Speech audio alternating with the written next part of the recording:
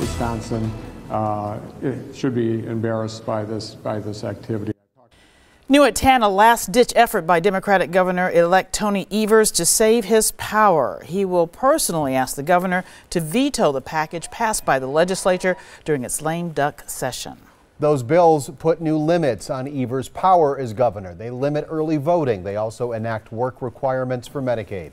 The plan would also block the incoming Attorney General from pulling the state from a lawsuit over the Affordable Care Act. Republicans pushed through protesters to hold a marathon all-night session to pass the proposals early this morning. Tom Durian is in Madison with reaction from both sides of the aisle.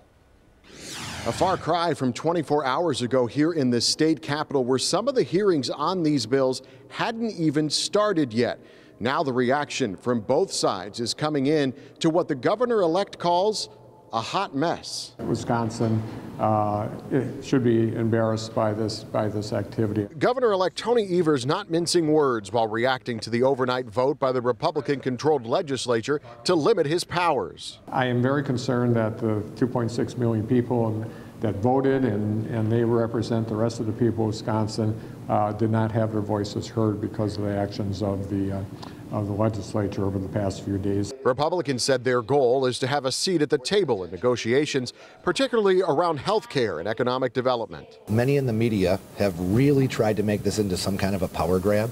That is absolutely not what it is. We have tried very hard to make sure that we are trying to level the playing field. You know, there are cliches we hear about things being done behind closed doors in the middle of the night.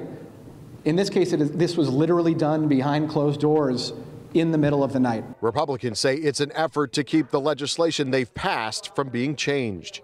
It really is about the public looking at what we've done, holding taxes down, and we're going to preserve what we have done to the extent that we can. Evers left the door open on possible legal action if Governor Walker signs the bills, but before that, he plans on calling the governor and thinks you should too. Our efforts now is making sure the people of Wisconsin communicate directly to the governor and talk to him and his staff in a way that would convince him that he needs to change his thinking.